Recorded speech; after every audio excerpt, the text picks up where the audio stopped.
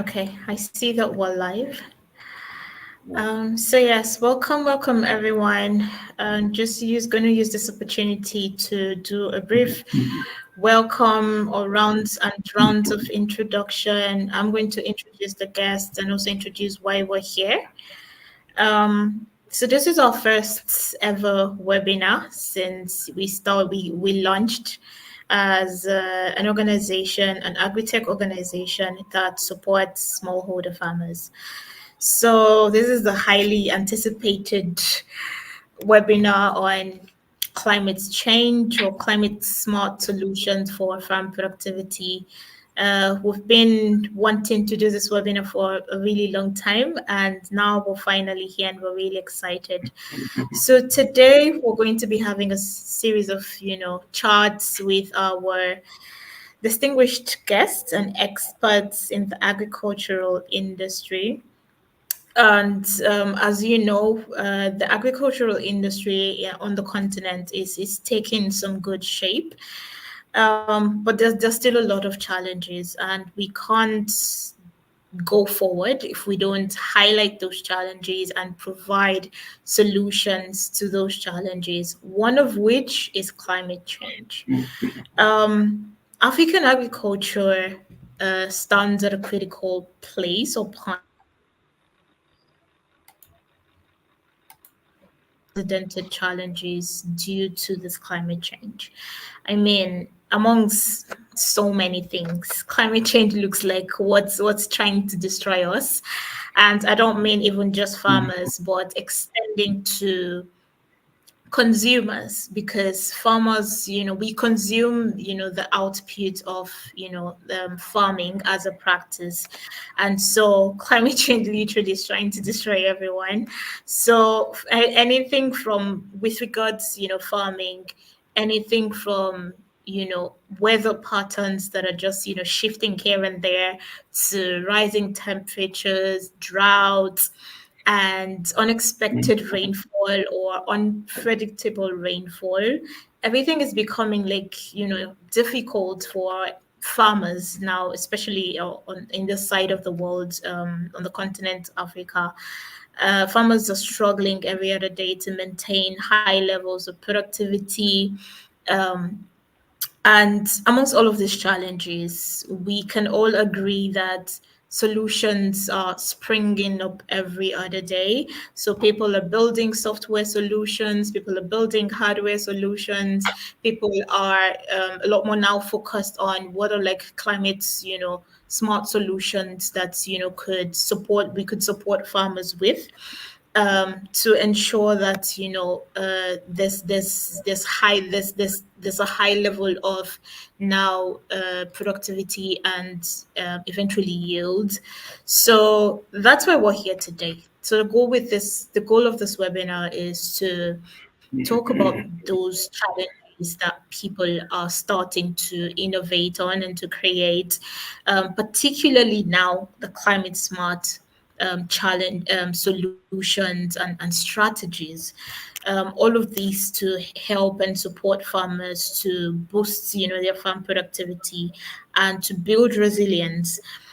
So we've put together a lineup of experts in the agricultural industry, and they're going to be bringing their unique insights, some of the solutions that they've built, technology-based solutions, and also just share practical knowledge from their experiences on how we could create a lot more climate smart solutions. And we're going to share some of the strategies on this webinar today. So through our guests, have an extensive experience in the agribusiness space, in technology, and also they dabble into rural development.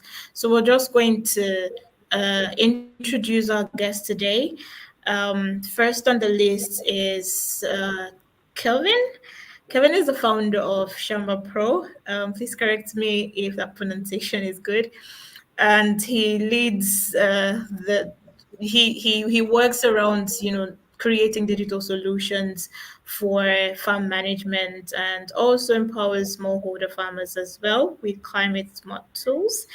Another distinguished guest is Ozioma Onwadi, who is an award-winning agripreneur, and she specializes in market research, customer experience, and also sustainable farm to table systems. And she'll be sharing some of the work that she has done in this niche. And another guest that we're going to be having today is Abubakar Suleiman. He's an expert in crop production and soil fertility, and he's got so many years in extension services. Abubakar as well also is one of our extension agents that is supporting us to get to the grassroots farmers within Nigeria. And last but not least is Musa Diop, an agroecology expert and founder of Agro Expert Farming. Musa specializes in sustainable management of horticultural systems and food security programs. So, yes, welcome everyone to this chat. Today, we're going to be covering a few areas, particularly around climate resilience, which you are all experts on. And we're going to touch on, technology and innovation, where we are in terms of innovating around climate smart solutions. We're also going to touch around women in farming. And women, as you know, they form a critical part of agriculture in general. And we're going to talk about some of the unique ways that we could engage a lot more women and, support them in boosting their farm productivity. And also would, lastly touch around, perhaps if we do have much more time, we'll touch around, market access, and also perhaps any of the guests would also, like to share on how some of their work has been around supporting smallholder farmers to gain access to profitable markets within their communities or within their countries. Um, so we will kick start, and maybe would like to set some ground rules, or just to share a bit of housekeeping. So if any guest is not speaking, you can keep your mics muted so that we don't get much interference, and we're able to manage the interference as much as possible. So when it's now your time to speak, then you can unmute yourself and share your thoughts. So I'm also going to be adding Abubakar to the stage to also be part of the chat. So, welcome everyone, and we're going to kickstart the round of questions from or with Kelvin. So, Kelvin, I mean, you founded Shamba Pro app, and your solution or your technology is helping farmers to manage their resources more efficiently. How do you think that similar digital tools like Samba Pro app can contribute to providing and promoting climate smart agriculture across different countries in Africa? Thank you, Udo, for this stage, and hi everyone. That's a very important question, but I'll start from the beginning. Probably, why am I even motivated to get into this space in the first place? I'm a child of teachers who are raised by farmers, you know. So they basically got somewhere. They managed to get out of where they grew up because their parents were farmers and they were able to pay for their education using proceeds from cotton production. Yeah, in around the pre-colonial era. So naturally, coming from a peasantry background, and then studying and moving around, and then realizing how difficult it is to succeed as a smallholder in Africa, despite all the opportunities, uh, is what drove me into the agriculture sector. But I went into the agriculture sector as an agronomist. So I went to university. I did a Bachelor of Science in Agriculture, and then I decided to go into the private sector. But I thought that was the end of the beginning, but actually it was the beginning of the end of that phase. I've been working with smallholder farmers for about 17 years. And to be honest, from my privileged position, I've realized that actually farmers believe and know that they can succeed in agriculture, but they always fail because either the rain failed them, or they did not have the right information about inputs, they don't have the finance to expand their farm businesses, or they didn't have access to the best markets available. So it's just one out of 20 things that makes the farmers fail.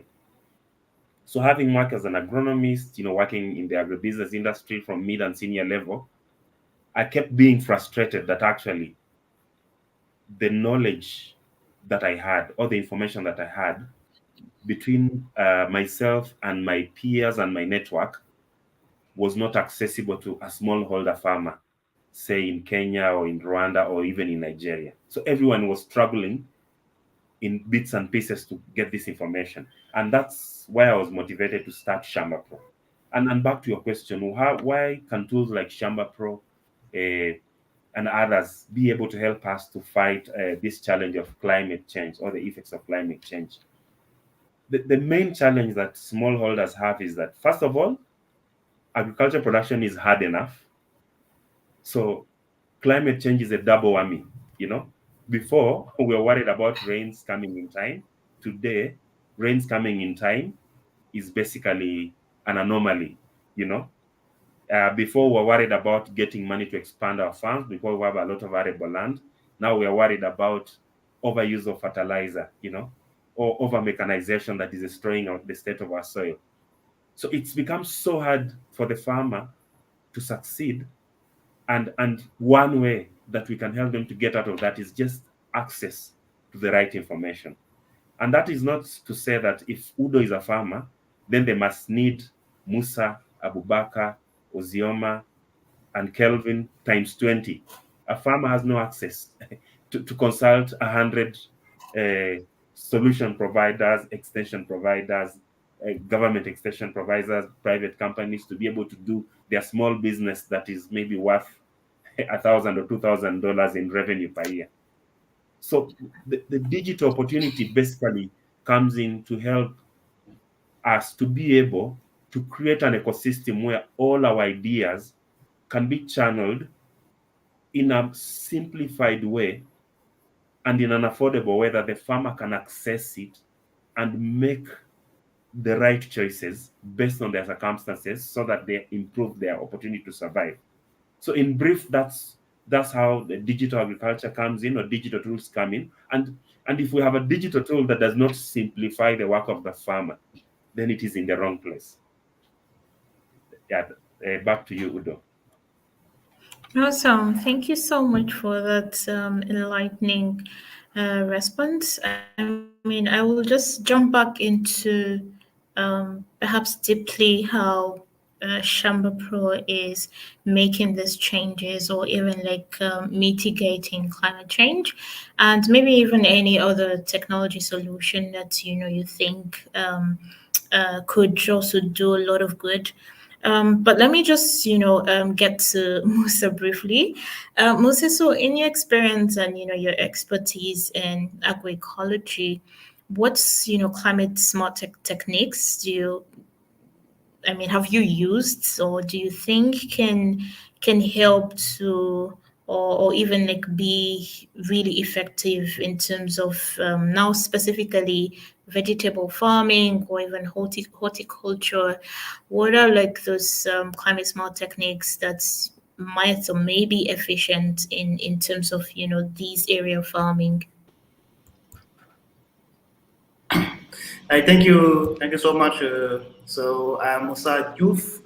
My name is Musa. I'm from Senegal. So I am an agricultural engineer. I am an entrepreneur, and also I'm working as a program associate in international NGO. So I used to work with smallholder farmers in Senegal to help them to adapt to climate change by training them about climate smart agriculture. So if I have to define what is exactly climate smart agriculture, it is an approach to help the people who manage agricultural system respond effectively to climate change. So the climate smart agricultural approaches pursue the triple objective of sustainably increasing productivity and incomes. So adapting to climate change and reducing greenhouse gas emission where possible. And this does not imply that every practice applied in every location should be produced in triple wins. So rather the CSA approach is seek to reduce trade-off and promote synergy by taking this objective into consideration to inform decision from the local to the global scales and over short and long time horizon to drive local acceptable solution. So right now in Senegal, we are viewing the impact of climate change, and then so smallholder farmers are struggling a lot, to try to improve the agricultural activities, and so that's why right now, so what we do is now to help those smallholder farmers by training them, to master the best practices about climate smart agriculture. So if you talk about, the training, it is about, how to manage their land, how sustainably manage the water, how to use the resistant seedling. But the best thing is, right, the rainy season is almost two to 3 months in Senegal. And then right now, after the rainy season, the farmers they don't have the possibility, to continue to grow or to continue to produce food on the land. And what we have to do, and we know that they don't have lot of means to purchase, the high technology. So that's why we have created, the drip drop irrigation system. But this one is, is very affordable for smallholder farmers. So it doesn't, mean that they have using high technology, but this one is using by the gravity. Even the farmers who don't have enough means, so they can afford this. So we used to help them by installing this technology, and then we help them, even after the rainy season, to continue to produce food in the on the land. And also, this technology is accompanied by the training about conservation agriculture. Conservation agriculture, how smallholder farmers can use resources, their own resources they can find on their own on their locality. So to use to try to take all the resources, to make compost, or to make a cover crop, all those technologies help them, to better produce and adapt to climate change. Awesome. Thank you so much for sharing that. I mean, it's just really amazing to hear some of this, traditional things that have been done to mitigate climate change within Senegal, especially down to those grassroots communities. Just coming back to Kevin. Um, Now we're like getting into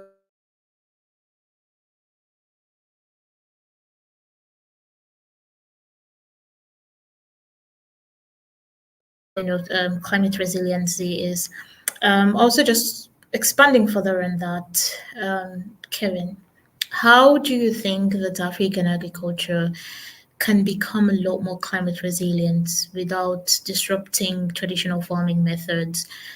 You can cite perhaps the technology that you're currently building or that you're currently implementing on, or you could just speak generically or generic. Thank you, Udo. I missed you for a minute. Can you hear me? Musa, can you hear me? Probably. Yes, I can hear you. I can hear you. Probably we lost Udo. I Okay, think so over is you have lost. You lost him. okay, so I will just try to go ahead. So Udo asked me about how this climate smart agriculture practice will actually disrupt the traditional farming practices. The Mhm. interesting thing is that we are going back full circle. You know, we are coming from a background where, well, farmers used to throw seeds in the field. Yeah. Well, we have to go back just in time. Yeah. So I was just beginning to answer the question. So we're coming from a background where farmers traditionally used to throw seed in the field, and the seed will just grow magically and produce yields. I mean, traditionally, farming was not as complex or as intensive as we made it look in the last, let's say, 50 or 100 years. A lot of the things that we are seeing now in the commercial agriculture sector are actually as a result of trying to adopt the Western way of farming, which is intensive, which is using mechanization and so on. So, in a way, if you look at some of the things we are trying to practice, some of the climate smart agriculture practices that we want our smallholders to use in order to mitigate the effects of the climate change, is actually a reverse to what we used to do before. Yeah. For example, crop rotation, making sure that, like, if you have livestock, you move livestock from one paddock to the other instead of doing intensive production and so on and so forth. And this is sort of for maybe me and Musa, who like we are passionate about agriculture. We go to study about agriculture, and we have all these concepts thrown at us. The green revolution. And then now we are going into regenerative agriculture that looks like what our great grandfathers were doing 100 years ago. We are going into the food system approach. It's if you're not careful, it's a bit confusing. But the most interesting part is that, as complex as it looks, it's going back to the traditional way of farming where we used to protect the earth. We used to protect the health of the soil and the health of the farmer. So, I mean, a simple practice like agroforestry, you know, we moved from uh, growing different types of crops in one field to monoculture. If you go to places like Kenya, you can have a farm of 10,000 acres growing maize, using tractors to till, to plant, to weed, and to harvest. That is the modern way of farming.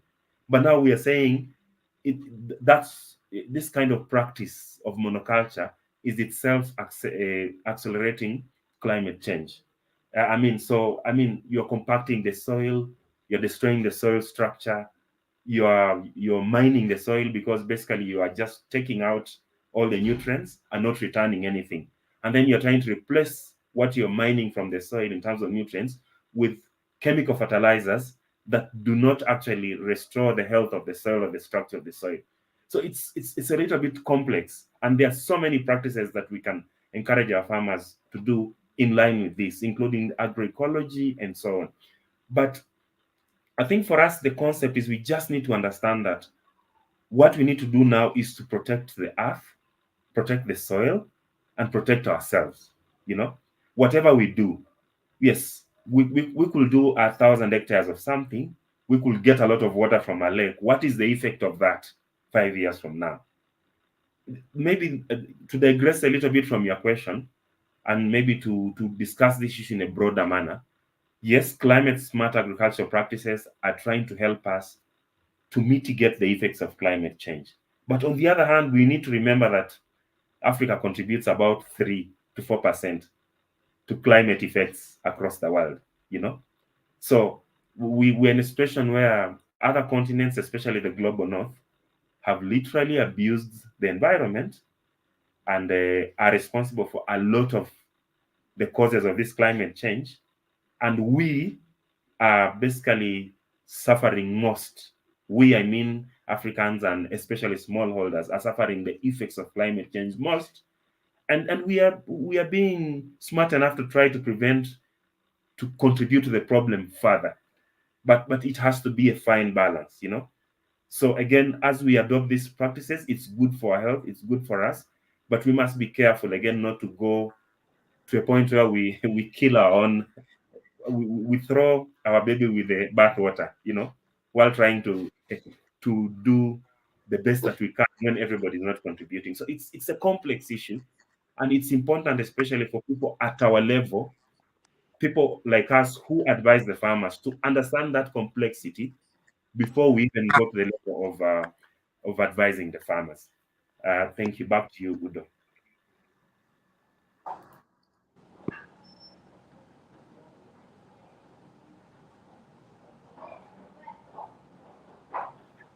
I think we might have lost Udo again. So while I'm still here, probably I'll just say welcome, Ozioma. Hi, Uh, very much. maybe, maybe you can say hi to our viewers as we wait for Udo to get back online. Hello, good evening, everyone. Hello. Yes, yes. So we had got into the conversation about climate smart agriculture. Probably you can tell us a little about what you do, as we wait for Udo. Oh, there she is. Okay. Welcome back. Okay, sorry. Awesome. Thank you so much. I think I got a lot of what were talking about Kelvin, but I also just spotted that Ozioma is now back here. Ozioma, can you hear us okay? Yes, I can. Hi, everyone. Apologies, I'm late. Okay, awesome. Yes, welcome. I'm so glad to have you. And I wanted to jump into asking Musa a follow-up question from the last uh, bits that he had talked around. He had mentioned some of the techniques that are being utilized in his country to mitigate climate change. So I'll come back to Musa later on, but let me just get your thoughts. So Ozima, you've done remarkable with creating farm to table experiences. We also did some introduction around that. But now that you're here, with the businesses that you've set up so far, which are pretty much organic based, how do you see sustainable food systems evolving, especially within the rural, peri-urban, and urban areas, especially in the context of climate change? All right, thank you very much for the question. Apologies, I'm late, and then they just took lights, so I'm in No darkness as well. worries. I had also So mentioned to them that you're joining from Nigeria, so instability of infrastructure. So you're pardoned. Please all go right, ahead. thank you very much. So I'm joining from Nigeria, but please, we still have light too. We still have light sometimes.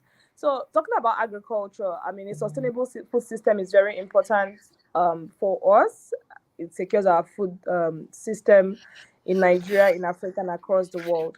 And the sooner we adapt or adopt climate smart practices from end to end, really, I mean, it will be a big challenge to fulfill the food needs of the population that is rapidly growing, right? For us at Eden Acres, we work with smallholder farmers, and for us, we consider quite a number of things.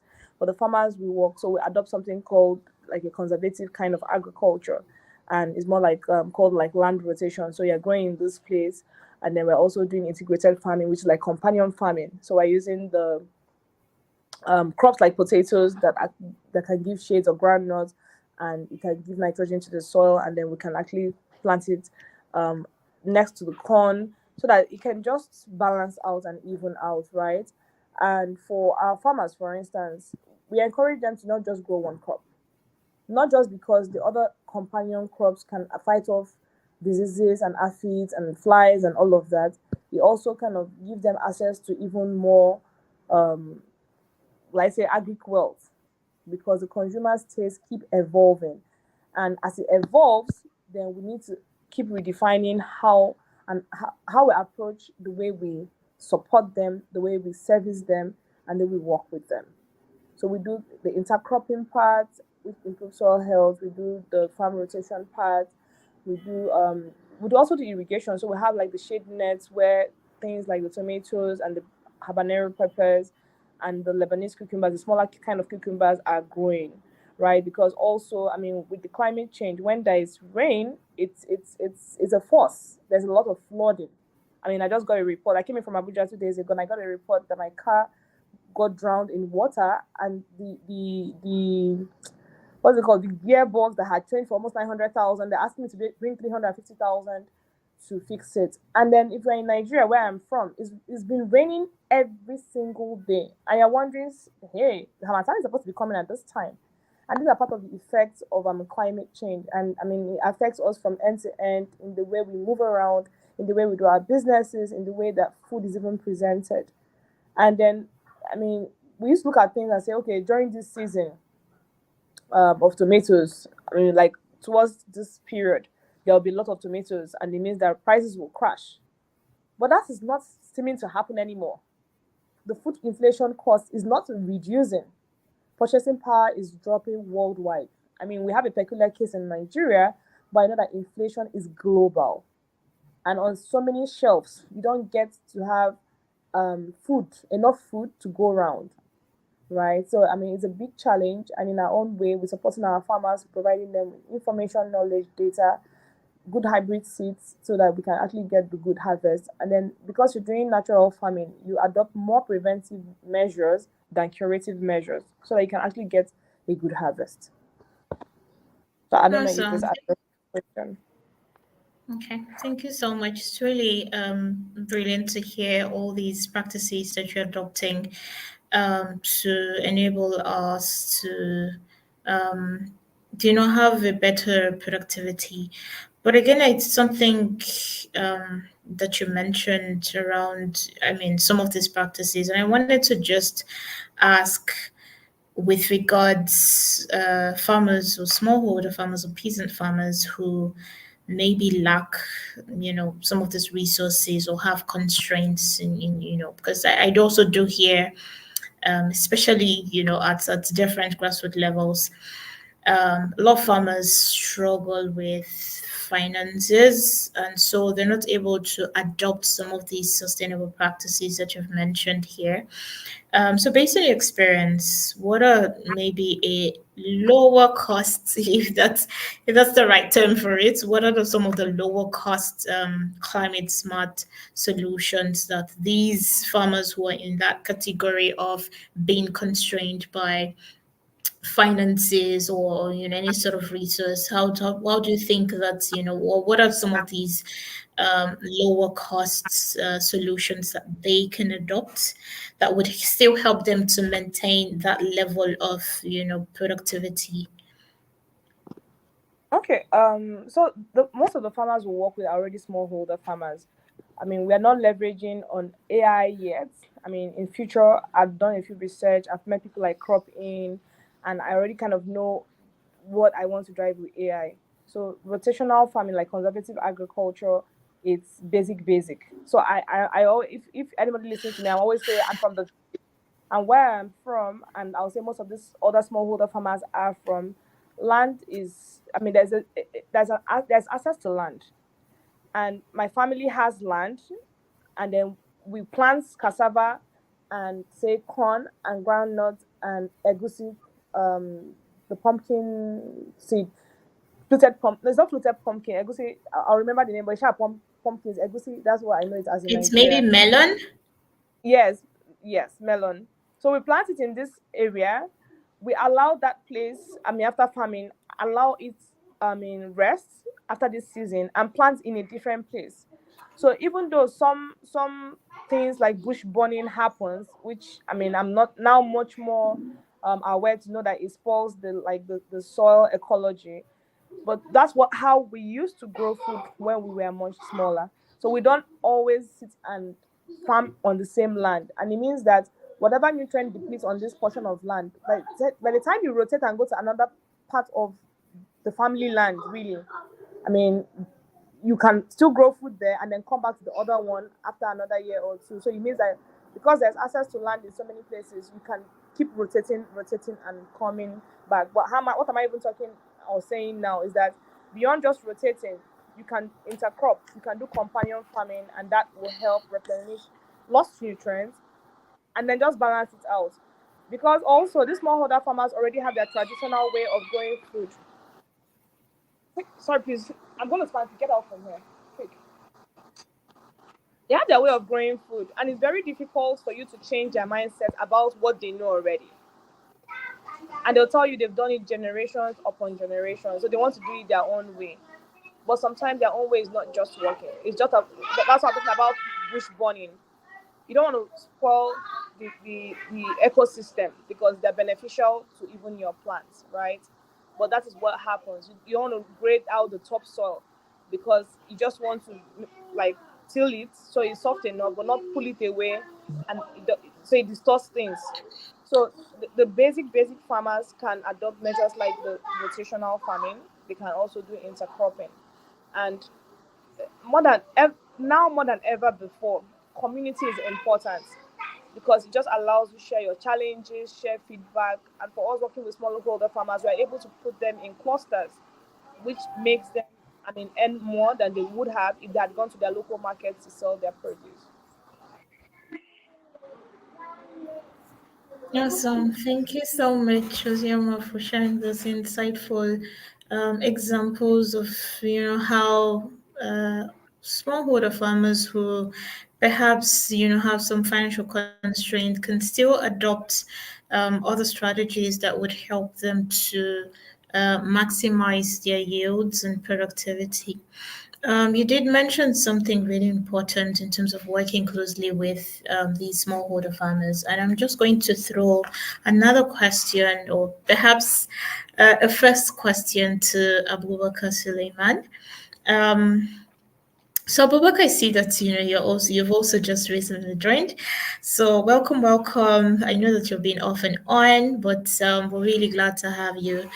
And just speaking about someone who's been really close to farming communities, providing extension services to these farmers in crop production and perhaps soil fertility. Um, can you, off the top of your head, perhaps highlight some of these climate-related challenges that these farmers face on a day-to-day that you've observed in the communities, and how are they adapting to these changes? And also, maybe if you can mention some of the practices that they're using to mitigate climate change as well, just speaking from your experiences managing multiple communities of farmers. Good evening here from Nigeria. Thanks for having me. I'm sorry I came in late. This is due to some unforeseen circumstances. Um, well, I would like to jump straight into the question you asked. Uh, let me just go far. This year, just like what my sister has said, Zioma, this year, from the part of the country where I come from, uh, one of the climate effects we observe this season that we have a drought about, I think, is in the period of August. Is it August, September? About 30 days without rain, if I am correct. My sister with the name it information more than me, we could gladly tell.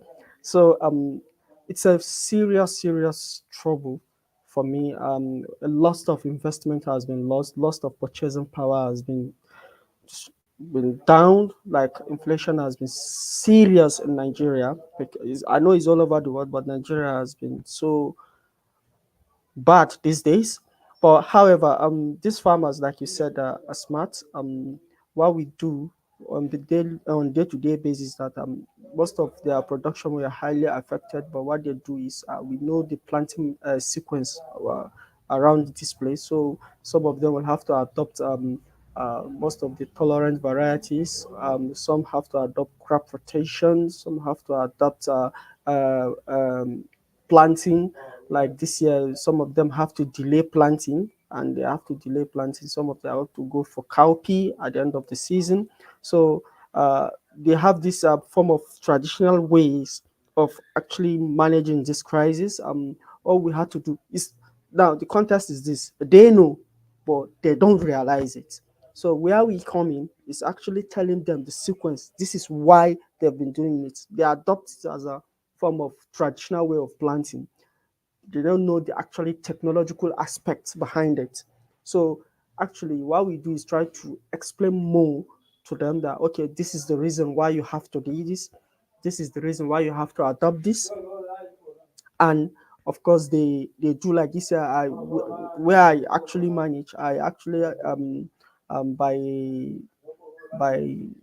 September, this September's because of the drought issue we have for almost a month. Some of them have to actually advise them to actually those people that planted some maize and others they lost. So to recover from that, they just have to plant cowpea because of just little of rainfall for a month. I'm sorry, if somebody can call me wrong for a month. I think the cowpeas were able to overcome they overcome what the shocks of soil moisture, and they are actually trying to by that we are being smart um, to actually go against time and get a better result at the end of the season. Thank you.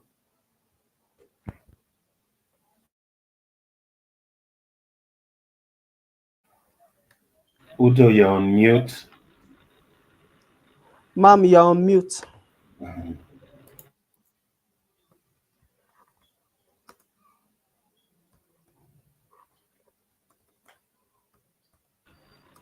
Udo, you are still on mute. We cannot hear you. Okay. Oh, I'm sorry now. I just know that I clicked this button twice. Okay, so sorry about that. So I wanted to throw this follow-up question back at Abubakar as well. Okay, ma'am. And this is gender specific, and it might be quite maybe well, let me not say controversial, but good thing that we have Uzioma. Okay, good thing that we have Uzioma still on the call, and she's also going to shed more light in that regard.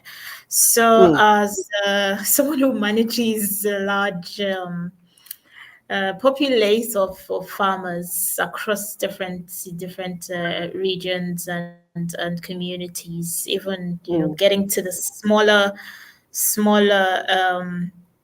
uh, aspect of that's large community. mm. How what role do you see women playing in terms of climate mitigating climate change? We also know that women are very much in the can be classified in the vulnerable population, and are quite also underrepresented across different sectors. But with regards to mitigating climate change, how do you think that women You're skipping, ma'am. can take to be better equipped? Who would be responsible or who's responsible for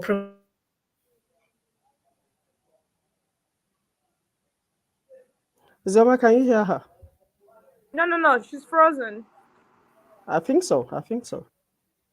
But I get what she's trying to say. She says women are underrepresented.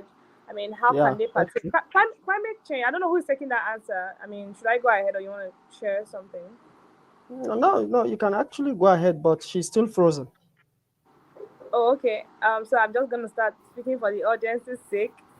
Yep, yep. Okay, Udo, you were frozen for a bit. Yeah, yeah. She was frozen for a bit. Udo, can you hear us? Yes. Do you guys miss anything I Yes, said? yes. Yeah, I think we missed it, Didn't but hear we you for actually the last understand the minute. concept of where you are coming from. So my sister want to go ahead first. I'll follow up. Okay, so Okay, okay. Okay, what I awesome. understand is like what Do you need role? me to provide? Sorry. Okay, go on.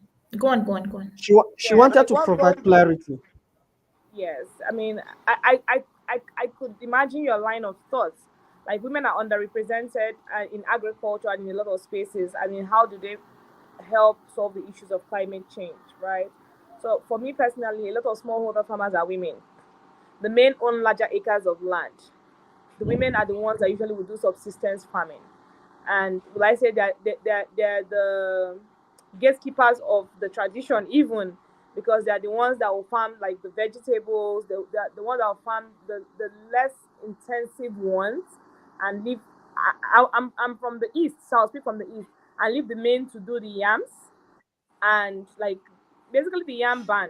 So they will do the cassava, they will do the processing and the frying and all of that. So for me personally, if women get more information, if women are educated, if women are also put together in groups, it's easier to reach them faster. Women are also very risk adverse, so they're the hardest part to break. But when they trust the community or a network, they want to try out something. So if a woman like me is speaking to them, they are more likely to listen and try out if it's something I have done already, because they're always in wonderment that is it possible. Because sometimes it comes from the place that when a man is telling them something, it's like, oh, do you want to tell me what I know already? Right? So I think if there are more communities, if there's more information disseminated across board down to the women and in the language that they understand, then they are willing to try like several ways to address the effects of climate change. Okay, can I just buttress some little facts about this? Okay, I can go ahead, right? Yes, I, Oh, yes. okay, okay. Their role can never be overemphasized, but if you look at it from where we come from, on the part of the north, I think women are actually involved in more of the value chain and than actually the production itself. So when you look at that trajectory, they tend to lose more because they are into the value chain. So these effects actually have negative impact on them. So the role they play is very very vital. The women, since they are into the value chain, most into the value chain like processing, sellings, and into the market accesses. So the impact of climate change actually affects even women more. So they have a key role to play. Now this is where they come in. Now they now try to ensure that no stones are left unturned, and they tend to improve more pressure on the male gender to actually, okay, oh, can we do early plantings, because some of them are actually involved now in doing early plantings, because this climate change affects the yield at the end of the day, which affects their cells, because they are into more of value chain. So they actually go into production themselves now, plant early. Because last week I was in a community in Niger State where a woman owns about uh, 10 hectares of cassava plots, and she's telling me that what she is getting at the end of the day while selling was not just enough for her, because she was being affected with some losses. Then she now took the bull by the horn and started farming. So you can see that their role, they play a key role, because they are into selling of this agricultural product. And if this is being affected by climate change, it's actually affecting them. So now we now have multiple female gender into the production. I think they are playing a very key role in actually mitigating against these uh, uh, uh, uh, issues we are discussing. Thank you, ma'am.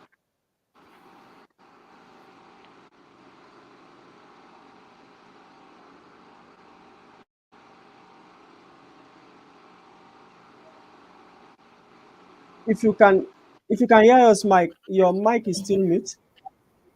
Yes, actually, I'm still muted. I'm sorry. Okay, so thank you so much, both Ozioma and Abubakar, for shedding light on the role that women can actually play in this conversation.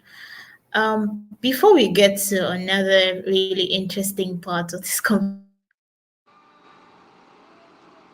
the stakeholders involved and what they're actually doing. So let's head back to Kelvin and also just delve a little more into the work that you currently do, which is partly around supporting farmers to keep accurate records especially on the financial side and production side as well. Please correct me if I didn't get that information right. So, in the context of climate change, how are these, how can these records that are being kept now be leveraged to secure maybe finances for the farmers that you serve, or even improve market access? What are you doing in that line? Thank you, Udo.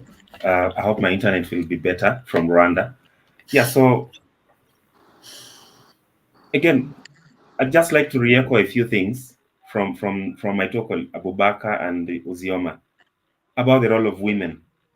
Women in most of these commercial crops provide most of the labor. You know, because of our patriarchal sort of society, the money comes to the men because of the bank accounts, because they have the land titles, and because they usually have the mobile phones, with different forms of payments and so on. And so one of the things we have to do here is in order to improve, since we know women are more effective in helping us drive this agenda of climate smart agriculture, we need to find a way to shift the power, not away from the men ideally, but to balance it so that women, for example, if a woman is farming with her children in a certain plot, they're able, for example, to access finance based on what they are doing. If they cannot use the land because it's owned by the husband, maybe they can use the data that we generate, you know, the records and so on and so forth. And just to jump into your question, what are we doing exactly? What we're trying to do is we realize that one of the challenges that the food ecosystem is facing is lack of data, lack of transparent data. For example, a lot of farmers have been doing farming for years. They have an idea that they are profitable, but they cannot prove that they put in such an amount of money, and they cannot prove that they got out this. Basically, they don't know if they were profitable or lost based on data. And this is what we're trying to do to help them to be able to maintain this information in a form that cannot be lost. And this information then can be used for them to prove either their farm history, even to prove that actually they are being affected by climate change. Yes, there's a general acceptance that there's a loss of production, but how do they prove it? you know and some of the mitigation measures that are coming in, like crop index insurance, livestock insurance, depend on this data. So what we are trying to do is try to be able to help them to measure accurately what they put in and what they get out, and then to measure the impact of the different events that are happening in their environment on their production processes. Yeah. And also for them to prove that, look, I did this amount of manure based on this amount of fertilizer, and this is what I got. When I increase the manure, I performed better. When I increase the fertilizer, something else happened. So it's about data, and then this data can be used for them to engage with the different other ecosystem stakeholders who can help them to solve some of the problems, right away from government extension officers, policy makers, to people even who want to buy produce from them. You know, you just say, okay, in this region, we expect to have 100 tons of maize, 100 tons of maize. Where is the evidence? Can a buyer estimate that this amount of maize is going to come from this area, and therefore use that as a basis to sign a market contract? And then maybe input suppliers use that as a basis to supply inputs, knowing that their inputs, the costs are protected, because after all, there's someone who is buying and who is going to pay money, and that money can be used to pay for the inputs that the farmers are consuming. So we try to help at that level of data, but also, just like what Abubakar is saying and Ozioma, we need to be at the forefront of disseminating this information. And disseminating is not going to lecture farmers. Farmers are very, very knowledgeable, even if they have not gone to school. Disseminating is basically saying, our grandfathers used to mulch to protect water because it's not raining. You're basically telling them that what you have been doing, or what you can do, is the right thing. Yeah. And as I mentioned before, again, we tend to make climate smart agriculture practice look like something exotic that fell from Europe or from the sky. A lot of these regenerative practices are actually what our great grandfathers were practicing. And it starts as simple as using manure. If you have cows, Is the manure going to the crops? If you've harvested your maize, are the maize stalks that remain, are they being taken to the cows? Are you circulating, the minerals that are in your farm, and in an effective way, so that you are not losing? So we need to basically also break down our understanding of this topic and really come to the level of the farmer and disseminate information that is easily adaptable. The other thing that we are trying to do is actually to offer weather prediction. Weather prediction currently, uh, Awesome. it's accurate Go on, go on. up to around 8 days. A lot of people are trying to develop technologies to have seasonal predictions. It's still a challenge technologically, but as technology improves, we'll be able to tell a farmer that, look, rains are going to delay by a month, so you may have to use an early maturing variety because you're not going to get rain for 3 months, for example. I'll give an example. Like in Rwanda, for many years, everybody knew that on 15th of September, rains will begin. It was almost written down in the Bible. But today, rains can begin before and then can begin after. And it's I'm sure it looks very interesting to Abubakar, but that's the reality on the ground. So people are preparing to start. Make sure by 15th of September you've planted. So if it doesn't rain, you're messed up. So again, to go back to the point again, technologies like Shamba Pro will help farmers to try to fight this. The more farmers who have access to, say, smartphones or feature phones or computers, will benefit quickly from these solutions, but the basic smallholder subsistence farmer will depend on people like us to make sure that we pass the right message, to make sure that these practices are being implemented, and to make sure that the benefits are being realized for the economy, for ourselves, and even for the food consumers. Thank you.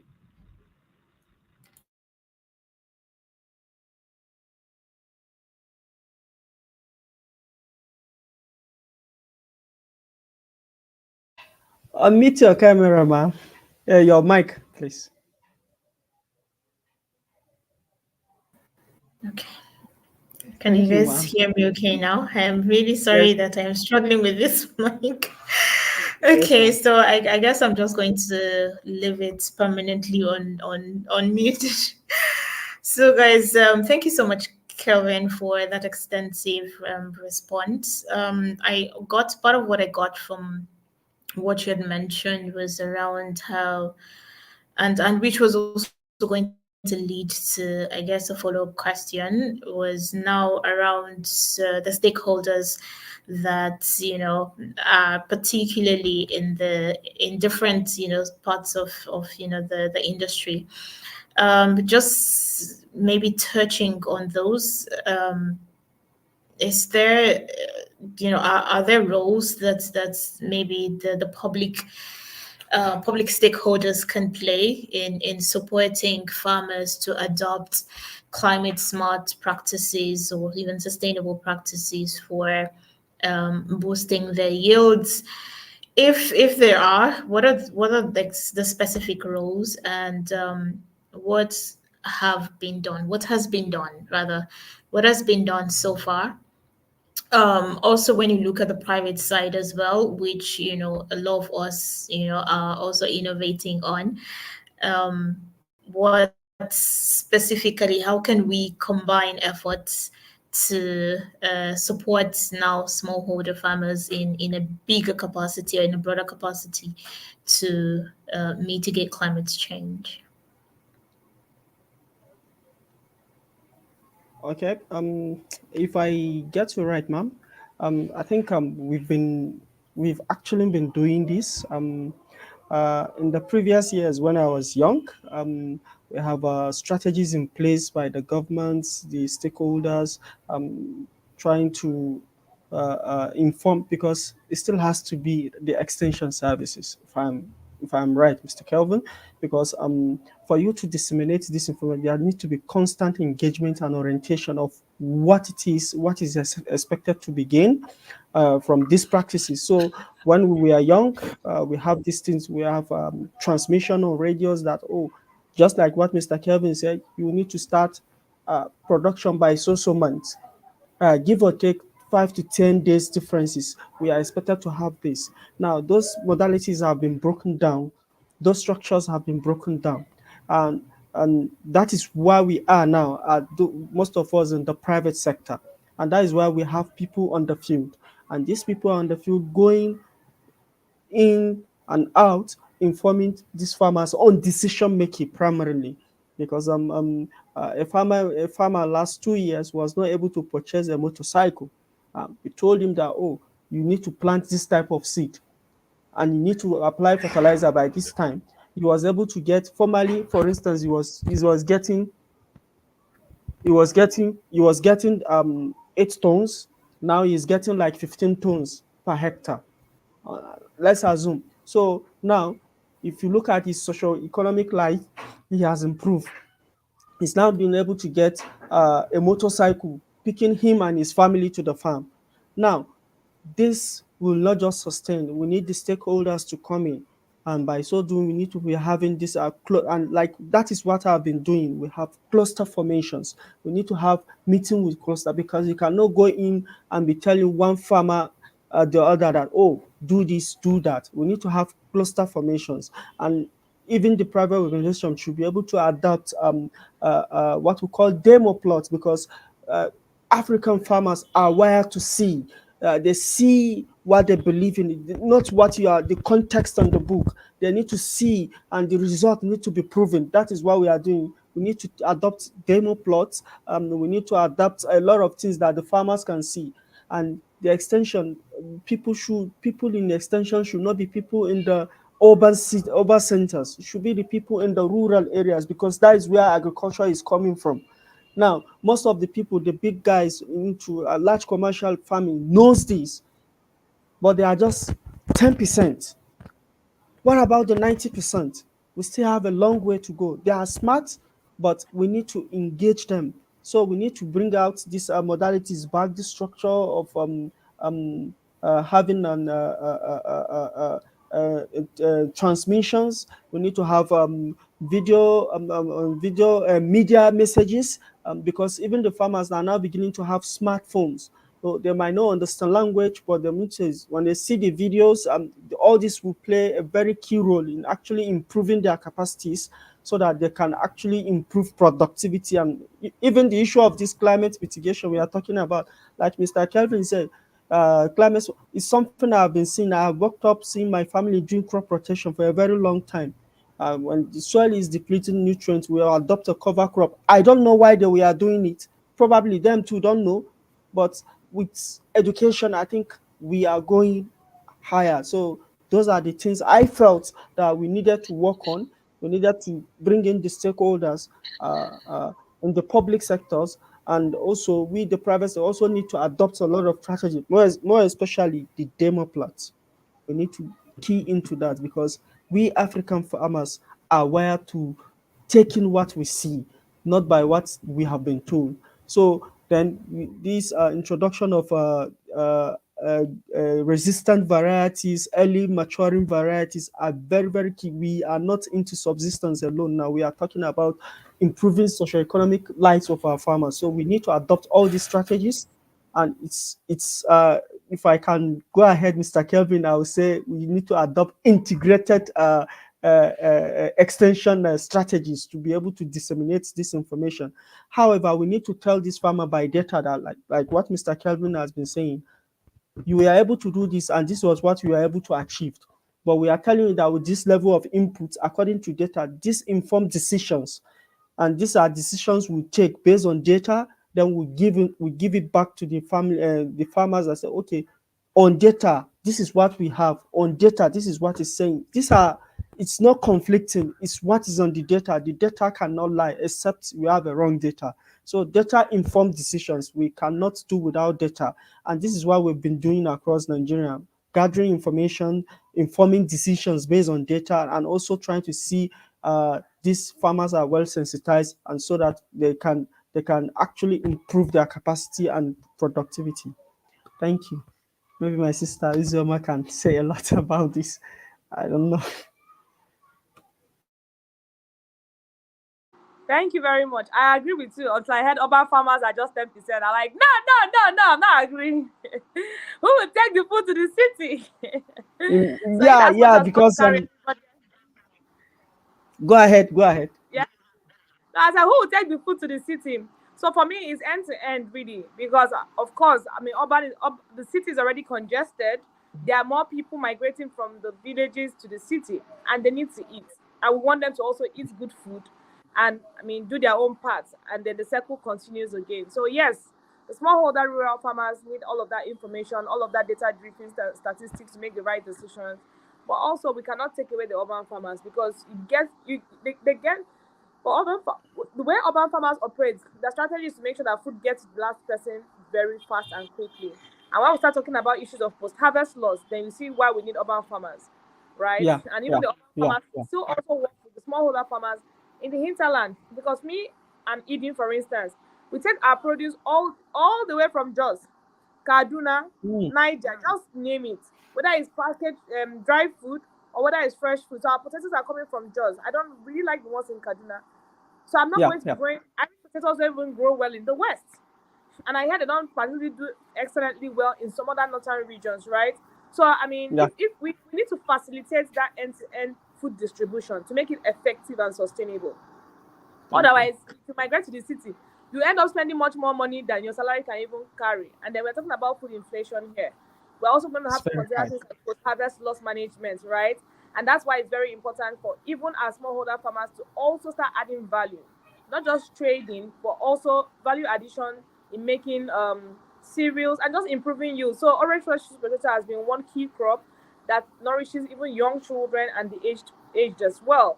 So if you do value addition and turning it into bread using purees, it means that you can grow more because the land can actually allow it. The cash conversion cycle is also very short. So you can actually use it to sustain even the longer duration produce like cassava, like the black eyed peas, which is very important Mm. as well. But then this is basically like alternative nutrition to nourish families so that children actually don't go to bed hungry at mealtime, and then generally adults can actually eat well so they can function better. So for me, it's like a combined effort of both the local farmers and the urban farmers so that we're able to cascade that information, and then that the urban farmers also can support that food distribution network and make food get quicker to people in the city and at affordable prices. So I agree with everything except that one. Okay. Lovely that you had dropped that last part. I mean, that's why we're having this chat and this conversation. I hope I'm not muted again. No, you No, are not not, ma'am. Awesome. Okay. All right. I wanted Kelvin to also touch on what's stakeholders in the public and private sectors are doing in terms of collaborating. And I'd like that the response is sort of channeled towards on the digital side. Now we're talking technology and innovation. And I know that we're still a lot more behind when it comes to adopting that, especially in this industry. Considering that you are currently innovating and you have a digital solution that you have launched to the market, um, let's talk scalability. How are you ensuring that more and more smallholder farmers get access to your own digital solution and perhaps other digital solutions that are in the market at the moment? How are you ensuring that more and more people get to have access to these solutions, and even not just have access to them but use them, and they in turn help to boost their farm productivity amidst the climate change challenges that we're being faced with? And also, just to maybe add to that, you can maybe talk about how other stakeholders are particularly supporting in pushing and scaling these digital solutions. Thank you, Udo. I really enjoyed the chat between Ozioma and Abubakar in the last one. I don't know if it's the same thing in West Africa, but in East Africa, we always say that the farmers' eyes are in their hands. When you show them something, they say, "Let me see," and they touch it. So the idea of the demo, one of the most successful things that has happened in modernizing agriculture in East Africa is actually the use of demonstration gardens, field trips. People believe when they see, and people tend to learn better. And of course, again, remember we are dealing with adults. This is the adult education. So you don't go lecturing them. And so I really wanted to just pick up that. Okay. Now coming back to how can we digitally collaborate with other stakeholders to be able to advance again this agenda of climate smart agriculture. Now, first of all, if for example, I'll give you an example, like our solution, the Shamba Pro app, is accessible on a smartphone.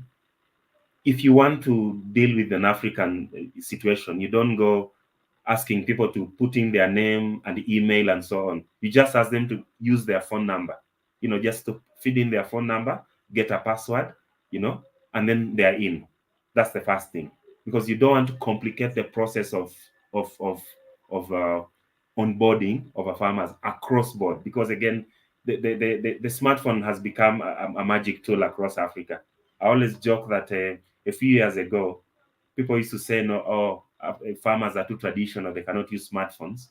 But right now, farmers are sharing voice notes, WhatsApp voice notes through the clustering method that Abubakar was talking about.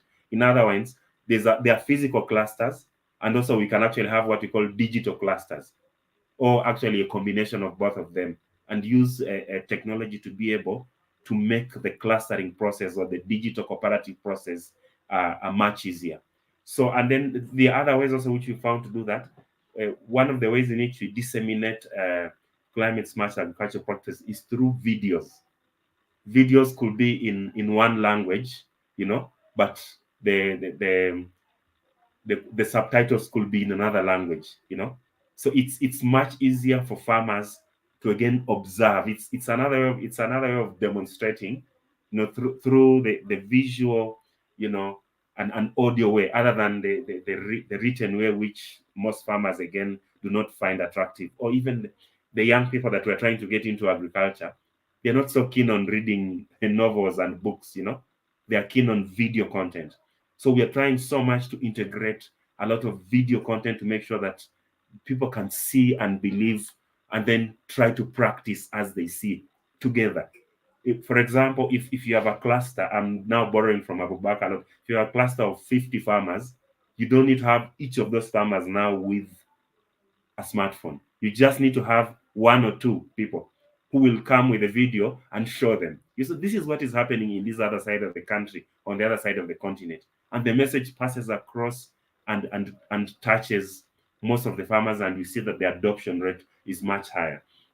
And coming up to the issue of collaboration, traditionally, again, agronomists, if you'd asked me 10 years ago, if you had a problem about climate smart agriculture, I'll start telling you what I know.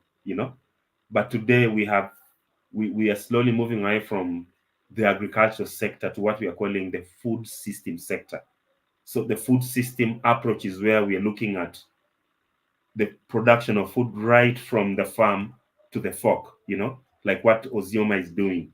So we're looking at all the interests of the stakeholders and understanding that whichever initiative we put out, we have to make sure that all stakeholders agree with it, approve of it. And sometimes we may do things that we may not like, but which stakeholders like, and that increases the adoption of what we are trying to do. For example, right now, if you went in the Shamba Pro app, we are working with, for example, NGOs that have a lot of this video content about climate smart agriculture, or research institutions that actually have research, but they are not able to move it to the users. Ourselves, with our digital tools, we're able to take this information into video form and then disseminate it to the same users. So at the end of the day, the public and the private sector must collaborate in order to succeed in promoting climate smart agriculture. In fact, one of the problems that the sector has had again over the last 20 or so years is that we had private companies pushing their own agenda, trying to sell products, NGOs trying to get success stories so that they can get more donor funds, governments pushing the government agenda. At the end of the day, the farmer is confused.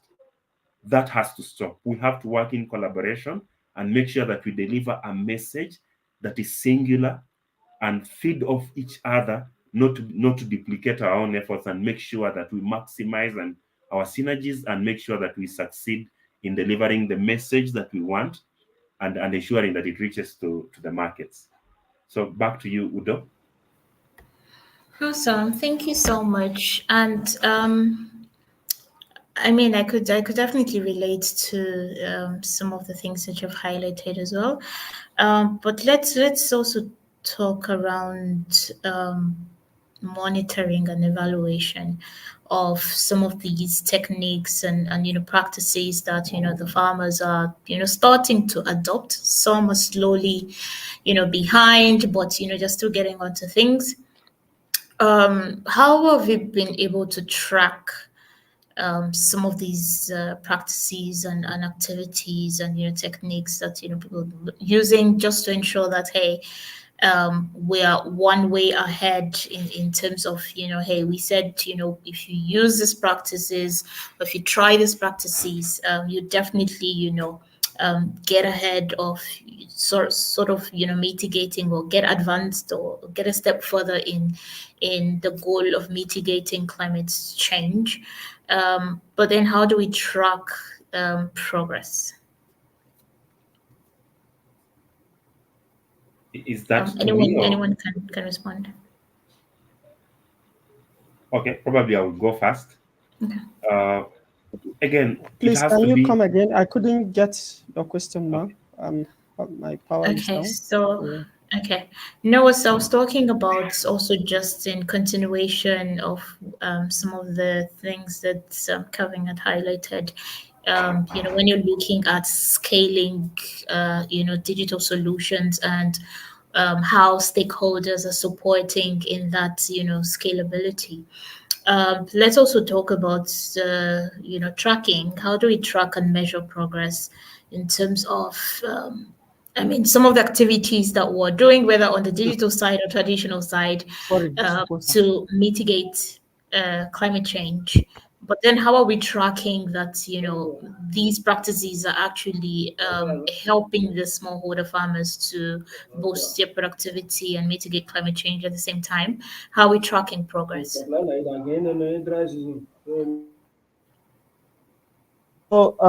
I think this is in where I come from as an Okay, sorry. extension Could agent. you? Sorry, not to cut you short, but I think that before you had asked for clarity, Kevin was going to start to share. Yeah. No Please, worries at all. Kevin, do you want to go on? Yes, so I'll just go. I think also that the M&E problem has been the oldest problem of research institutions across Africa. You know, all if you go to any government in Africa, any government research institution, it has a lot of research data that never reaches the farmer, first of all. And if it ever reaches the farmer, we don't know how it comes back. So we away from the digital way, we have to learn that when we are putting together these initiatives, we have to be conscious enough to put a component of M&E. Otherwise, we'll never know if it is successful or not.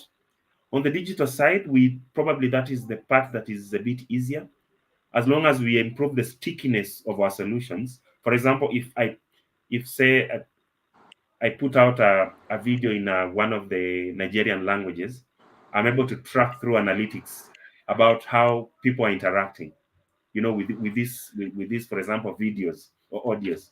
And just from that analytics, I can be able to tell that this particular region is interested in this particular solution, or is picking this and dropping it very quickly. The title is good, but the content is not good. And we can use that again to make decisions on how to improve the kind of content that we are trying to deliver to the farmers. It goes back to what even I and Abubakar was saying. Right now, we have to make data-driven decisions. We are experienced, we are probably well educated, but this traditional way of saying, okay, I think I know because I'm educated, or I'm experienced, is what has been misleading a lot of what we've been trying to do in the sector. So we have to do things based on data, and whichever initiatives that we are putting up in the food system, we have to consciously make sure we have put means of measurement, and not only to measure but also to disseminate the results of these measurements, and also apply these measurements in trying to improve whatever we are trying to put out. Not to improve whatever we are trying to put out, but by how we think. You know, we have to move away from that tradition of thinking of, oh, Kelvin is smarter than Abubakar, Abubakar is smarter than. No, it's now data.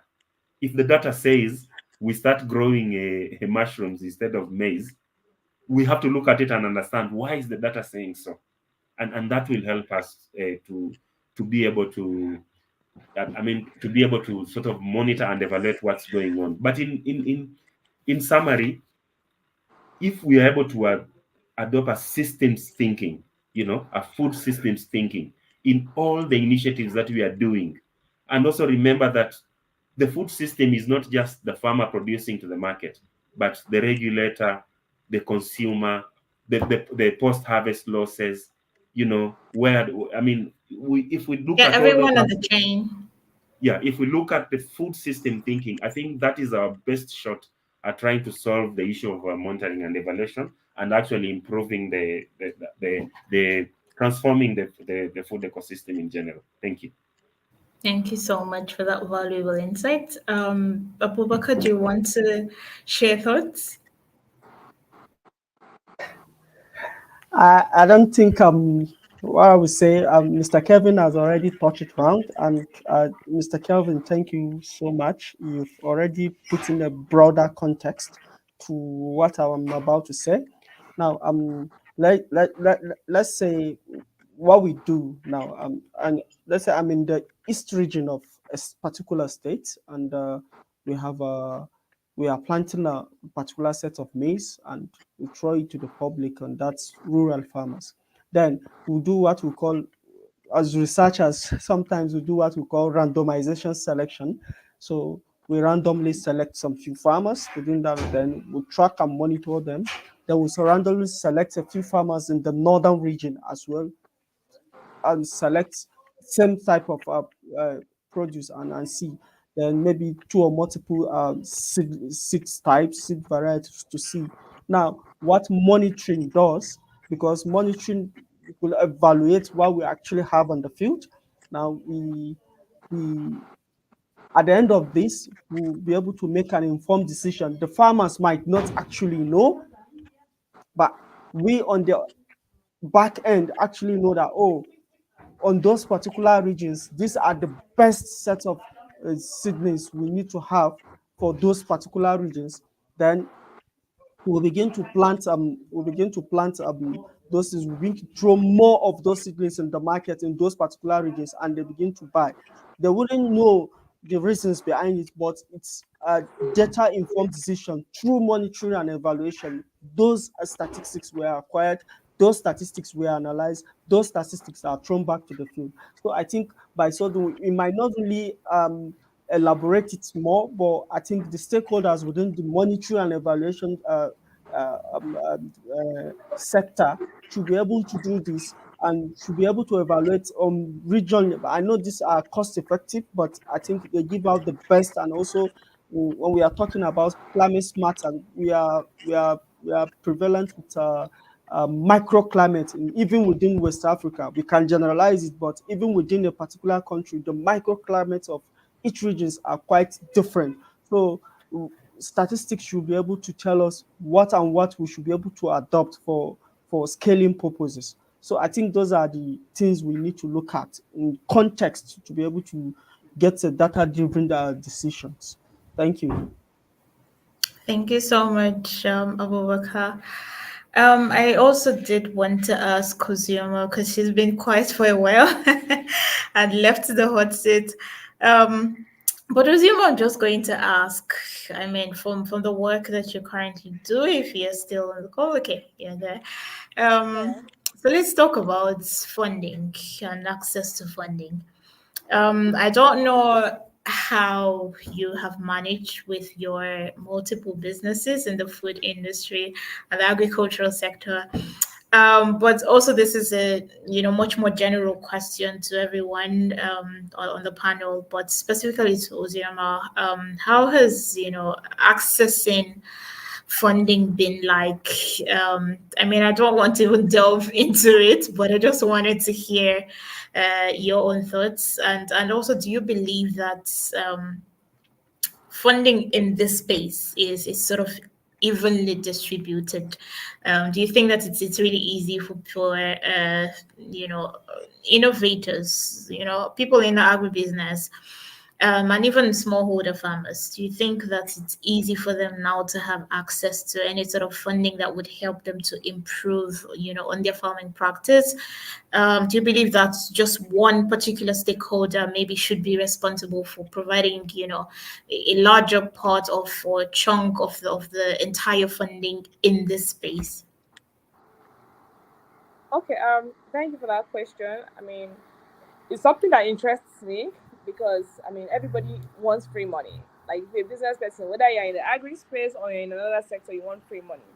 But what I can tell you and from my story is that you need to believe in in yourself first. So you need to be your first investor. And if you're going to either win grants or you're going to get like equity investment, everybody wants to know what skin you have in that business, right? For me, I transitioned from the banking sector into agriculture, and I started with my savings. I started with the savings of like, okay, my bank used to pay salary to my children, so all their money I shall gathered it together, right? And I started. Coincidentally, a lot of that money also got lost because I didn't know so much. I didn't know as much as I know now, obviously. And it means that I will also ask that people seek and get knowledge, right? That is very important. And for me personally, besides sitting and doing classroom work or doing online work, also kind of align with somebody who have already walked that journey or the path that you want to walk with. It just makes your journey easier and faster, right? So you have to believe in yourself. You have to start first because I meet a lot of people who say, "Oh, when I see money or when I say I invest, I want to do this, do this, do this." The truth is this: you must have skin. I know that some investors actually fund ideas, but the truth, if we are being very realistic, that it is very, very minute. It's a very low percentage. You must be an extra fabulous idea that somebody wants to put money in when you have not even put your own skin in it. However, grant is one easy way to quickly scale your idea and put it in practice. But I'll say start. Start with what you have. However you have. If it's 50,000, start. Start learning about that sector. So not just going into classroom. Start trading and interacting with people in that sector. And you get a lot more information and it can help define your idea, your thoughts, and whatever it is that you want to do.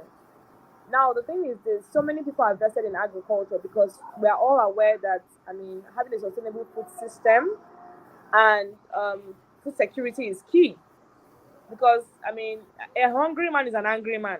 So everybody needs to eat, and it's not just cliche. It's not just local talk. Whether you're in Rwanda, you're in Europe, you're in Asia, food is food anywhere.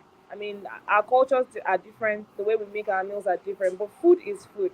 And in Africa, in Nigeria, where we are, I mean, the things that a Yoruba person will eat is what a Hausa person will most likely eat. That is just basic. It's what an Igbo person will eat. And some things are like gari and yam. So whether you're from this side or from this other side, you know what it is. I mean, those are the basic things. Now, a lot of people are interested in food. There are also a lot of funders. Honestly, agric is one sector that gets a lot of funding, a lot of attention. Agric and healthcare, right? And it's so much so that private sectors, governments, and foreign investors, I mean, look to agric. But you must be able to define your story and tell it in a way that you can carry people along. So if you start, you'll be able to refine your story, you'll be able to define it better, you'll be able to attract the kind of people. And when you also come across, say, grant applications, you want to see what those people are really interested in. Like you said, I have several agri businesses. So we have Eating Whole Foods where we process African food. I mean, that's very key to me that we're feeding our children with and nourishing African children with African food. Whether we're getting spices from Tanzania we're getting beans from Rwanda. It's important that African children are nourished by African food, not processed imported food. Sorry, call me racist. But I'm not racist. I'm very big that our food heritage is preserved, and Africa has a very rich food heritage, and it's also fast disappearing with the new advent of young people being online and just trying out things like sushi or this or that, right? And then we don't even know the things our grandmas made. On the other hand, too, I work with smallholder farmers, so everything is entwined. Because at Eating Farm, I started off with growing food, but then I also found out that my strength was in aggregating. Because most of the things that I grew on my farm, I didn't command so much cash value for it because there was a lot more challenge with managing people who would grow for me because I wasn't sitting on the farm and I was distributing. But very quickly in my networks, I saw that farmers needed markets. So people who were willing to stay on the farm needed to sell their produce not at rock bottom price because whether we like it or not, there are cabals that control market prices. So for me personally, I mean, I'll grow a large batch of vegetables or a large batch of maize, and it's maize season. The woman on the street is selling corn for 50 naira. There, no, not now. And she's telling me she's going to buy a full bag of 100 cups for 2,000 naira. Jesus of Nazareth. How is that going to help me pay salaries, water the farm and pump water for irrigation and do so many other things or move manure from one end of town to the other, right? It wasn't sustainable. So in my different communities and WhatsApp groups, because first the communities are also not rocket science. They're usually very first virtual before you start having a physical meet, right? It was always, oh, I have XYZ. I'm located at this place. I have XYZ. Maybe my Eureka moment came with China. Okay, you are in Ogun State. Can I try? I'm also in Ogun State. Or you are this. What are you growing? And then I started putting together like a weekly harvest list. So I'll ask this farmer, what do you have for this week? What do you have for this week? And everybody just respond in the group. I'll merge it together plus what it was on my farm. And it will be more appealing to a consumer because they will have a variety of produce to sell, but also have to have I also had to have a unique selling point fresh from farm, and it's just what it is. And most importantly, naturally grown. And people could order from like a minimum order quantity of 500 grams, which is like half a kilo, to a very large batch. And with testosterone it, I've been able to also define it, and that is why it's very big, key for me that my farmers do not grow one thing because landing cost is also very, very key. So if you're just growing tomatoes, if I'm not taking a large batch of tomatoes, it wouldn't really make a lot of sense. But even then, tomatoes are high consumables because a lot of people eat tomatoes. It's universal. But if you're growing green vegetables, I want to grow things like customers' tastes evolve. So they want to also try new things. So people are eating this kind of plum tomatoes and say habanero peppers and kale and ugu today. Tomorrow they want to try shoko, bitter leaf, and ewedu. So it's a mix of different things. But if you're growing green vegetables, then just grow a variety. Don't grow acres of ugu, fruited pumpkin. Grow a mix of this because there is the same effort, it's the same energy. And also stagger your planting so that at every point, I mean, you always there's consistent supply of fresh produce that you have like every week you can cut and then you can come again, and it's not just one thing. So that it means that people have variety and they can choose from. So if one or two people, because fulfilling orders is very, very key. So if one person orders just a half kilo and I have to just transport one item from one very far farm to the collation center, then I mean, it means nothing. But as we are pushing markets and we are bringing like one farmer at least three crops, one farmer three crops, vegetables or whatever it is that you have, it just makes it very interesting. So consumers already, I mean, are spoiled for choice. You know that okay, when you come to Eden Farm, you have a wide variety, and just our vegetables are very healthy and natural. But people have also traveled and they want to be able to get those things that they buy like when they travel locally, grow it in their own.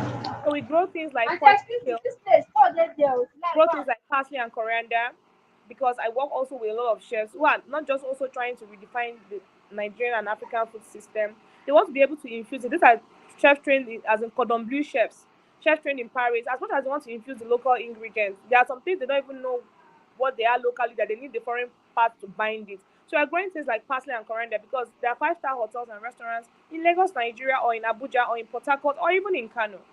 So they have the continental menu, they have the intercontinental menu, and they want to be able to infuse this. So when you see here egusi ramesco something something something. So it's like a Parisian based sauce, but now done with egusi, which is our local ingredient. So it's the star ingredient of the show. right? And then it just means that you're pushing the food narrative. People do not stay hungry. They also have this. So if you have all of this story all binded together, just because you have started, you're able to refine it.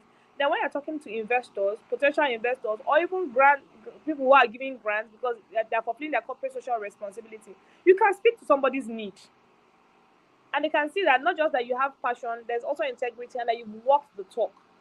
Not that like I want to. Yes, you should have started there. You see the opportunities and probably keep redefining and refining your story to attract the right investment. But I also know that the state governments are doing a lot. In Lagos, for instance, there's LSETF fund. I mean, and they can give you small grants or even equipment grants to just get basic things as little as laptop, because it's also the digital age. You want to be able to push your market, push your company in the faces of more people. I mean, everybody does that. If Coca-Cola can advertise, why wouldn't I advertise? Why wouldn't I talk about my business? Why would I go to exhibitions? Why would I travel to other states and say, see, I have this product. I've been able to process sweet potatoes to flours. I mean, those are gluten-free alternatives for baking, for whatever it is that you want to do with them, right? So yes, there's grants, but you will need to be able to refine your story enough to get that attention. And I'm speaking from from the perspective of somebody who has won so many, and I know that there are a lot more because I'm looking for Series A funding right now. So yes, as I refine my story and as I learn and get better at it, of course, I'm looking for just not equity investors, but free money like grants. They're not free money because you put that in your business to also scale your business from point A to point B to point Z, and until it's a household name. Because for me personally, I'm building a legacy business that will transcend my generation and generations to come, and each generation is able to define it, refine it, and just make it better to actually be very relevant in whatever time or year that we are in, right? So yes, so over to you, Don. Awesome. Thank you so much. You've really said a lot. And I'm just going to, I mean, we do have just a few minutes to wrap up. With just one general question that I'd like everyone to touch on, but I wanted to also just get Kevin's thoughts around. I mean, you're also innovating in the digital space, and how has it been for you trying to get access to funding? Do you think that the stakeholders are doing a lot in that regard by making funding accessible to smallholder farmers? Like anyone from anywhere can literally say, "Hey, I want to expand, or I want to scale my farm, or I want to scale my agribusiness." And these are like avenues, or these are like platforms where I could go to get that sort of funding that I need to move to the next level. How's it been for you? And just generally, what are your thoughts? Thank you, Udo. I'll focus more, first of all, on the agri-tech side. First of all, in general, in Africa, there's what we call the big four: Nigeria, Kenya, Egypt, and South Africa. They take most of the money in the agri-tech sector, and this is mainly because either they have a very large market or they have a very advanced agriculture sector. So again, Sorry, we are plenty. We are plenty. Please, we are plenty. wonderful. You can say That's why from it's not even enough. We are plenty. I think for us yeah, Nigerians They here, can't we are even go around. plenty. yeah. They can't even go around. Yeah, so a lot of investment money is going to those four countries in agri-tech because of that reason. But also, the other reason is agri-tech is hard. So investors are betting their money where they are almost sure that they will recover their money. In the rest of the countries, it's a little bit harder. Even in those countries, the big four, the money tends to go to maybe founders who are not from African origin, because again, most of the money is coming from the north, from the US or Global something. North. Mhm. Exactly. So it tends to follow people who look like them. Again, no pun intended. Hopefully, one day me and Yozom are rich enough to be able to fund the agri-tech, Of to course, we're looking forward to that yeah, time. yeah. So that's just the reality. So agri-tech is very hard. For example, Kenya, which is the star in the region, uh, there's one agri-tech company that has just failed, that 2 years ago got $10 million, in funding. So it is still something that is working on. So if you are going into agri-tech, one, you have to be passionate enough. Two, you have to put the money where your mouth is. You have to start somewhere. You can't. This is not Silicon Valley or California where you're going to try to sell a concept and get $1 million pre-revenue. It's much harder in Africa. And thirdly, most of this investment money wants to see whether you can scale out of your own country. And scaling out of your own country means if you're in Rwanda, you're able to serve someone in Nigeria. You know, if you can't, then you're stuck in your country. You not get investment money. So it's a bit hard. Of course, the cost of building technology is high, but always remember that do, we all make that mistake. We try to fall in love with the solutions because we are practitioners. Don't fall in love with the solution. Get married to your problem. If you get married to your problem, the moment you try something, fail, pivot, as what Ozioma was saying, she was producing, she went to aggregating. She's probably in a better space than she was. But if she was so passionate and so stuck on producing, she will never have discovered that aggregation had a better opportunity for her. So if you marry the problem, pivot, and failure is good. If you are going to fail, fail quickly so that you can learn and move on. So investment again is hard. Fortunately, there are a lot of grants going into this sector because of, 80% of or 70% of Africans are in the agriculture sector. Again, it's about your story. It's about how you use those grants to improve your business, to increase revenue, because at the end of the day, the main funding for a business is revenue. If a grant can help you to get revenue, then you're better off. You'll even attract more grants and you'll get more money. You'll be more sustainable. You'll be able to scale. Now, going back to the farmer that we serve, there's a lot of money, but that money is not going to the farmer because the farmer is not, banks are not in the business of agriculture. You know, so banks are in the business of taking their money where there's an asset that can be sold or there's cash flow. So that's why banks share from agriculture. So most of the people who are taking money in agriculture are big commercial farms that are doing exports. So loans can be protected against exports or traditional cash crops. So for farmers, again, at the end of the day, you need to have accurate records so that you can trace your history. You need to be in the clusters that Abubakar was talking about so that someone can lend you money against the trust of your neighbor. We have to find ways to create this thing they call collateral that we don't have, to create artificial collateral that can attract funding for our farmers. It could be records, it could be clustering, it could be cooperatives, whether digital or physical. It could be just plain data, having availability of data. That that's a challenge. It's easy for Zioma to provide me data from her farm, but for the smallholders who supply her, it's much more difficult. So again, these are the challenges, but again, at least we are clear on where we are. So hopefully going forward, we'll be able to resolve this issue. Thank you.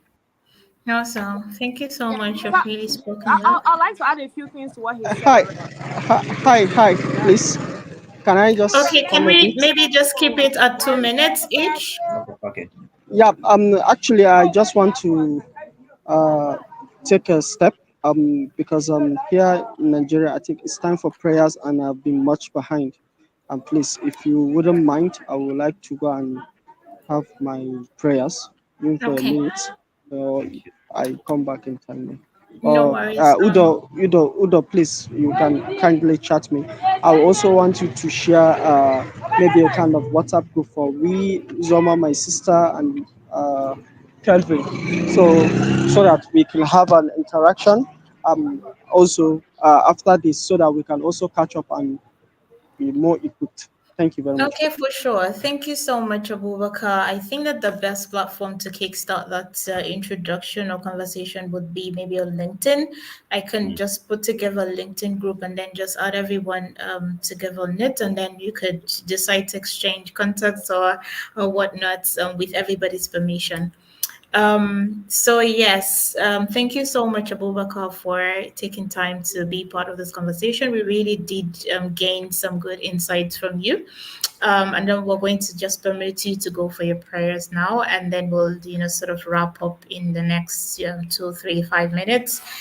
Um, but yes, I did want to just finish up with this last question around for each guest to perhaps just share if you had if you were going to advise a farmer and of all the climate smart techniques and sustainable practices that perhaps has worked for you in the agribusiness and even like dabbling into farming yourself, which of those um, farm climate smart techniques would you strongly advise a farmer to adopt and maintain?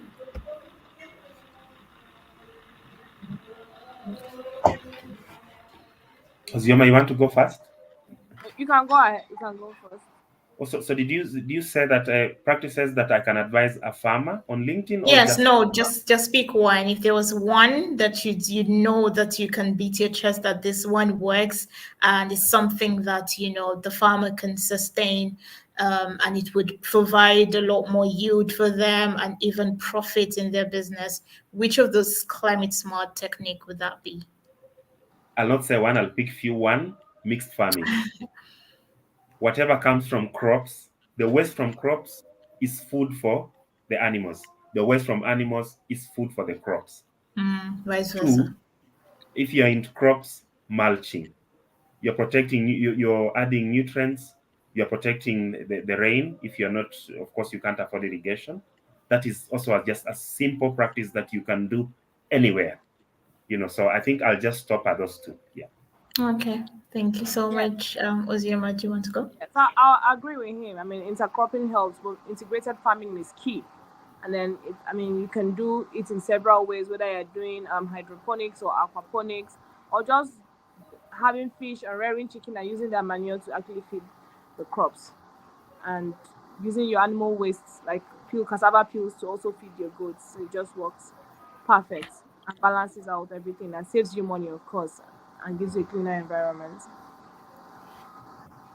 Awesome. Thank you so much, you both. Well, it's been a lovely conversation. We can all agree. I mean, particularly for me, I've gained, some valuable insights, and I'm most excited for every other person who would eventually rewatch this, and I hope that some of the things that we've shared today, as everybody knows that, the challenges are quite enormous, especially in the African agricultural space.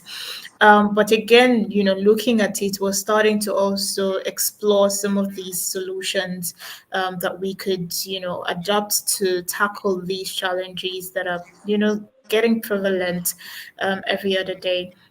But I especially like to thank every guest, Ozioma, Calvin, for spending this last what, an hour and a half, almost 2 hours, just talking around different areas, particularly climate smart techniques, some digital solutions, based on your expertise, based on your experience and your knowledge as well. I'm very sure that all of the things that we've talked around today would really be valuable for others who are, eventually going to watch this. So as we wrap up today's conversation, we hope that we can take everything that we've discussed today and implement the ones that can be implemented, and also improve on existing practices that we've been practicing within our communities, as small as they are.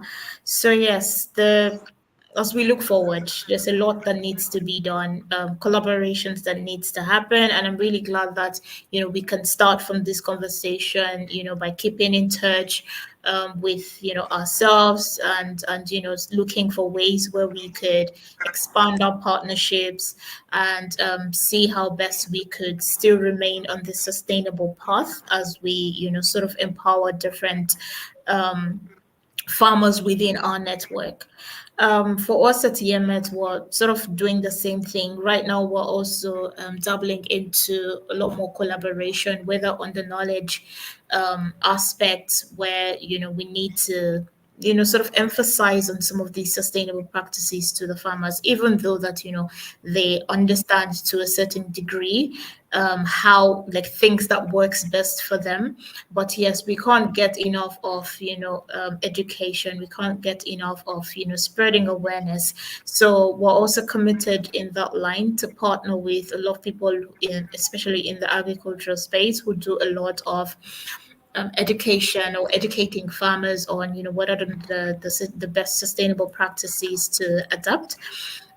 So yes, we're really doing that, and then also focusing on food security as well. How do we mitigate all of this risk that farmers face?